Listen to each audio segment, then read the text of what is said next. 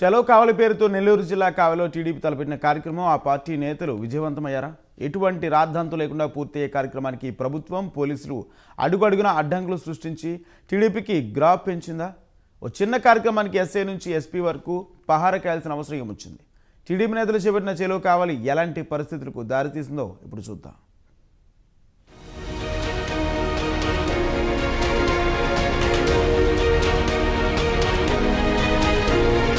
దళితులపై దాడులకు నిరసనగా నెల్లూరు జిల్లా కావలిలో టీడీపీ శ్రేణులు చలో కావలికి పిలుపునిచ్చాయి. ఇటీవల హర్ష అనే టీడీపీ నేత ఆత్మహత్య యత్నానికి పాల్పడ్డం, ఉలవపాడు పెట్రోల్ బంక్లో పనిచేస్తున్న ఓ దళిత యువకుడిపై వైసీపీ ఎంపీటీసీ దాడి చేయడం వంటి వాటికి నిరసనగా చలో కావలి కార్యక్రమాన్ని తలపెట్టారు టీడీపీ శ్రేణులు. అయితే చలో కావలికి అనుమతి లేదని కావలి డీఎస్పీ వెంకటరమణ వెల్లడించారు. జీవో నెంబర్ 1 నిబంధనల మేరకే ఎవరూ చలో కావలికి రావద్దని సూచించారు. కానీ టీడీపీ శ్రేణులు ఎక్కడికక్కడ చలో కావలికి వెళ్లేందుకు ప్రణాళికలు సిద్ధం చేసుకున్నారు. ఈ క్రమంలో ప్రభుత్వం, పోలీస్ యంత్రాంగం స్పీడ్ పెంచి టీడీపీ నేతలను అరెస్ట్ చేసి పోలీస్ స్టేషన్లకు తరలించడంతో పలు ప్రాంతాల్లో ఉద్రిక్తలకు దారితీసింది.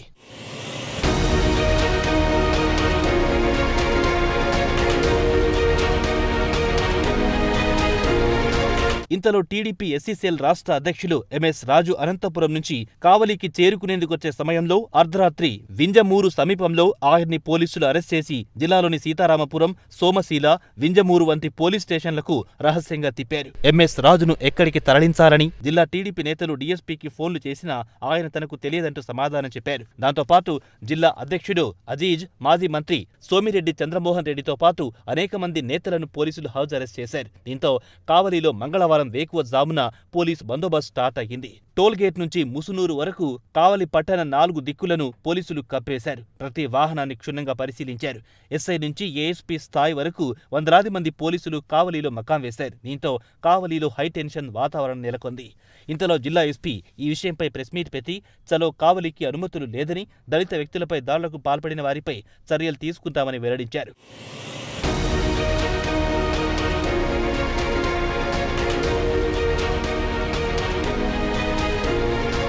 ఇంతవరకు బాగానే ఉన్నా అసలు టీడీపీ చేపట్టిన చలో కావలిని ఇంతలా అడ్డుకోవలసిన అవసరం ఏమొచ్చిందనేది రాజకీయ విశ్లేషకుల ప్రశ్న.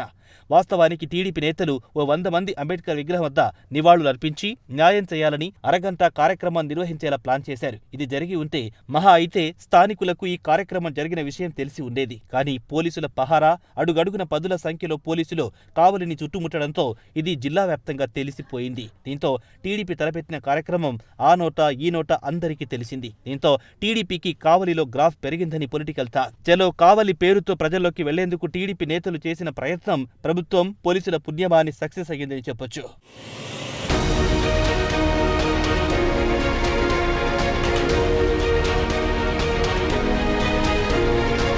ఏది ఏమైనప్పటికీ ఓ చిన్న కార్యక్రమంతో పోయేదాన్ని ప్రభుత్వం, పోలీసులు చేసిన యాక్షన్ సీన్స్ కు టీడీపీకి కావలిలో గ్రాఫ్ పెరిగిందనేది పొలిటికల్ టాక్.